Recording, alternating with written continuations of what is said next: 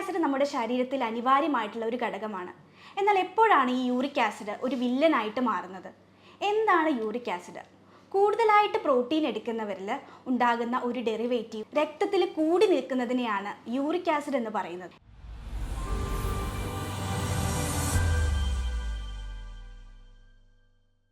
ഇപ്പോഴത്തെ പഠനമനുസരിച്ച് അമിതവണ്ണമുള്ളവരിലും പ്രമേഹ രോഗ സാധ്യതയുള്ളവരിലും ആദ്യം കാണുന്ന ഒരു ലക്ഷണം എന്ന രീതിയിലേക്ക് യൂറിക് ആസിഡിൻ്റെ പ്രോബ്ലം മാറിയിരിക്കുന്നു. യൂറിക് ആസിഡ് എല്ലാവരുടെ ബോഡിയിലും ഉണ്ട്. ജനിച്ചു വീഴുന്ന കുട്ടികളിൽ പോലും യൂറിക് ആസിഡ് ഉണ്ട്. എന്നാൽ യൂറിക് ആസിഡിൻ്റെ ലെവൽ രക്തത്തിൽ കൂടുകയും വൃക്കകൾ ഇത് അരിച്ചു കളയുന്നതിൻ്റെ അളവ് കുറയുകയും ചെയ്യുമ്പോഴാണ് യൂറിക് ആസിഡ് കൊണ്ടുള്ള ബുദ്ധിമുട്ടുകൾ ഉണ്ടാവുന്നത്. യൂറിക് ആസിഡ് രക്തത്തിൽ കൂടി നിൽക്കുന്ന എല്ലാവരിലും സന്ധിവേദന വരില്ല. പക്ഷേ യൂറിക് ആസിഡ് കൂടി നിന്നിട്ട് അത് ജോയിൻസിൽ പോയിട്ട് ഡെപ്പോസിറ്റ് ചെയ്യും. റിപ്പീറ്റഡ് ആയിട്ട് യൂറിക് ആസിഡ് ജോയിൻസിൽ പോയിട്ട് ഡെപ്പോസിറ്റ് ചെയ്യുമ്പം അതൊരു ക്രിസ്റ്റൽ ഫോം ചെയ്യുകയാണ് ചെയ്യുക.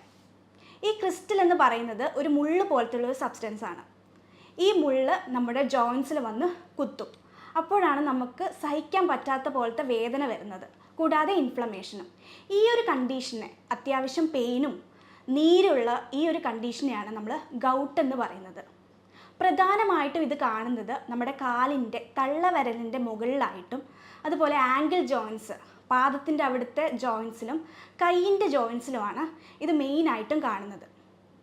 യൂറിക് ആസിഡ് കൊണ്ടുള്ള ലക്ഷണങ്ങൾ എന്തൊക്കെയാണ്? മെയിനായിട്ട് ഞാൻ പറഞ്ഞു, ചെറിയ ജോയിൻസിൽ വരുന്ന പെയിനാണ് പ്രധാന ലക്ഷണം. ഇത് കൂടുതലും നമ്മളെ അഫക്റ്റ് ചെയ്യുന്നത് തണുപ്പ് കാലത്തായിരിക്കും. കാരണം തണുപ്പ് കാലത്ത് നമ്മൾ എടുക്കുന്ന വാട്ടറിൻ്റെ ഇൻടേക്ക് എന്ന് പറയുന്നത് കുറവായിരിക്കും.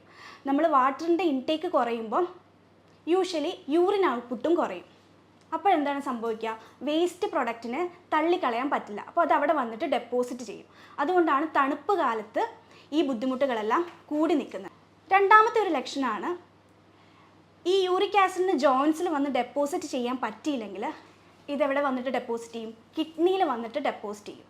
അപ്പോൾ അതൊരു കിഡ്നി സ്റ്റോൺ ആയിട്ട് ഫോം ചെയ്യുകയാണ് ചെയ്യുക. അപ്പോൾ നിങ്ങൾക്ക് അതിൻ്റെ ലക്ഷണങ്ങളായിട്ട് അടിവയറിൽ വേദന, നടുവേദന, മൂത്രം ഒഴിക്കുമ്പോൾ പുകച്ചിൽ, കിഡ്നി സ്റ്റോണിൻ്റേതായിട്ടുള്ള എല്ലാ ലക്ഷണങ്ങളും കണ്ടു തുടങ്ങും. എന്തൊക്കെ ഭക്ഷണങ്ങളാണ് ഈ യൂറിക് ആസിഡിൻ്റെ ലെവൽ കൂട്ടുന്നത്? പ്രധാനമായിട്ടും പ്രോട്ടീൻ അടങ്ങിയിരിക്കുന്ന ഭക്ഷണങ്ങൾ. മെയിനായിട്ട് പറയുകയാണെങ്കിൽ red meat, beef, mutton, pork, താറാവ്, അതേപോലെ ഓർഗൻ മീറ്റായിട്ടുള്ള ഹാർട്ട്, ലിവർ, കിഡ്നി, ഇതെല്ലാമാണ് മെയിനായിട്ടും യൂറിക് ആസിഡിൻ്റെ ലെവൽ കൂട്ടുന്ന ഭക്ഷണങ്ങൾ. അതേപോലെ ആൽക്കഹോൾ, ബിയർ ഉൾപ്പെടെ. അതുകൊണ്ടാണ് മെയിനായിട്ട് നമ്മൾ പറയുന്നത് സ്ത്രീകളെ അപേക്ഷിച്ച് പുരുഷന്മാരിലാണ് യൂറിക് ആസിഡിൻ്റെ ലെവൽ കൂടുന്നത്. വേറൊന്നുമല്ല, അവരുടെ ഭക്ഷണ രീതി കൊണ്ട് തന്നെ. ഇനി എന്തൊക്കെ ഭക്ഷണങ്ങൾ നമ്മൾ കഴിച്ചാൽ യൂറിക് ആസിഡിൻ്റെ ലെവൽ കുറയ്ക്കാൻ പറ്റും? മെയിനായിട്ടും പറയുകയാണെങ്കിൽ വൈറ്റമിൻ സി അടങ്ങിയിട്ടുള്ള ഫ്രൂട്ട്സ് ധാരാളം കഴിക്കുക. ഇതിൽ ബ്രോമിലിൻ എന്ന് പറയുന്ന ഒരു കെമിക്കൽ സബ്സ്റ്റൻസ് ഉണ്ട്. ഇതാണ് യൂറിക് ആസിഡിൻ്റെ ലെവലെ കുറയ്ക്കാൻ സഹായിക്കും. മെയിനായിട്ടും വൈറ്റമിൻ സി റിച്ച് ആയിട്ടുള്ള ഫുഡ് കഴിക്കാൻ ശ്രദ്ധിക്കുക. അതിൽ ഉൾപ്പെടുന്നതാണ് നാരങ്ങ, അതേപോലെ ചെറി, നെല്ലിക്ക, പച്ച പപ്പായയും ഏത്തപ്പഴവും ധാരാളം കഴിക്കാൻ ശ്രദ്ധിക്കുക. കാരണം ഇത് രണ്ടും കഴിക്കുന്നതിലൂടെ നിങ്ങളുടെ ജോയിൻസിൽ വരുന്ന ഇൻഫ്ലമേഷൻ, ഇതൊരു ആൻറ്റി ഇൻഫ്ലമേറ്ററി ആയിട്ടാണ് വർക്ക് ചെയ്യുക. അപ്പം ഇൻഫ്ലമേഷൻ കുറയ്ക്കാൻ ഇത് വളരെ ഉപകരിക്കും. ഇതിനെല്ലാം പുറമെ നിങ്ങൾ ചെയ്യേണ്ട ഒരു കാര്യം കൂടിയുണ്ട്, നന്നായിട്ട് വ്യായാമം ചെയ്യുക. വ്യായാമം ചെയ്യുന്നതിലൂടെ നമ്മളുടെ ജോയിൻസ് മൂവ് ചെയ്യുകയാണ് ചെയ്യുക. അപ്പം അവിടെ ക്രിസ്റ്റൽസിന് വന്ന് ഡെപ്പോസിറ്റ് ചെയ്യാൻ പറ്റില്ല. നമ്മുടെ ജോയിൻസ് മൂവ് ചെയ്യുമ്പോൾ ബ്ലഡ് സർക്കുലേഷൻ അവിടെ നന്നായിട്ട് നടക്കുകയാണ് ചെയ്യുക. അപ്പം ആ ഒരു ഡെപ്പോസിഷൻ അവിടെ നടക്കില്ല. അപ്പം മെയിനായിട്ടും നിങ്ങൾ ഫുഡ് നന്നായിട്ട് കൺട്രോൾ ചെയ്യുക, അതേപോലെ വ്യായാമം ചെയ്യുക. നിങ്ങളുടെ ഒരു ഡൗട്ടായിരിക്കും, അതെന്താ വെജിറ്റേറിയൻസിൽ യൂറിക് ആസിഡ് കൂടില്ലേ എന്ന്.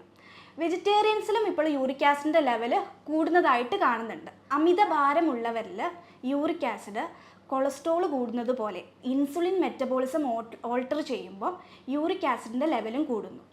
അതേപോലെ ഈ വെജിറ്റേറിയൻസ് കഴിക്കുന്ന ഫുഡ്, മെയിനായിട്ടും കാർബോഹൈഡ്രേറ്റ്സ് അടങ്ങിയ ഫുഡ് കഴിക്കുന്നവരുണ്ട്. അതിൽ ഫൈബറുള്ള ഫുഡും ഫൈബർലെസ് ആയിട്ടുള്ള ഫുഡും ഉണ്ട്.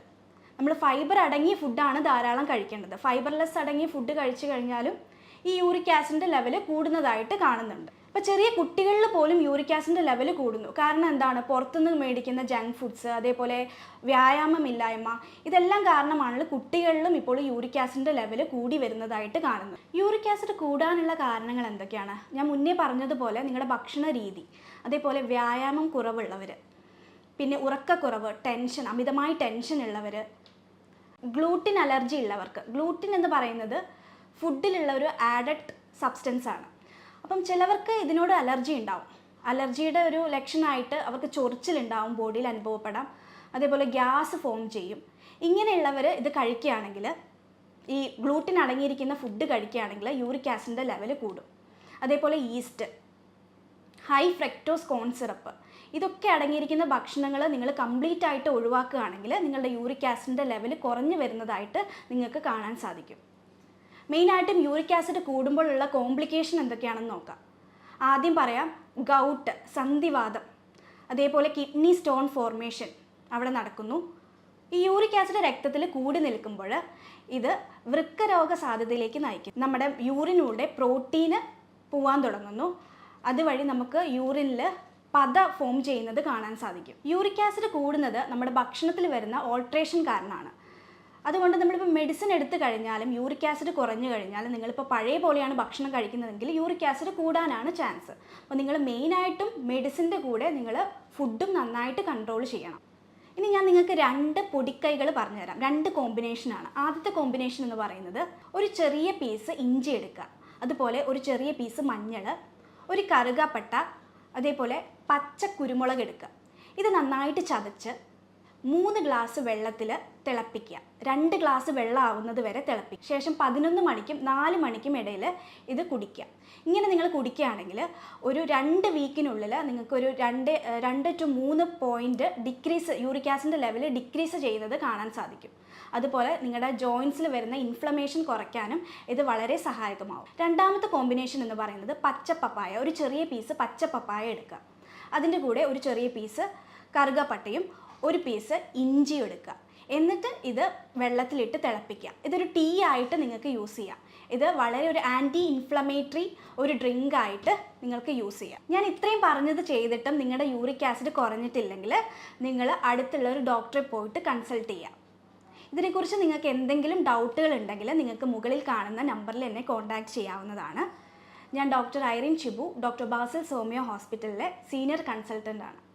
ഇനി മറ്റൊരു ഹെൽത്ത് ടോപ്പിക്സുമായി വീണ്ടും കാണാം. Thank you.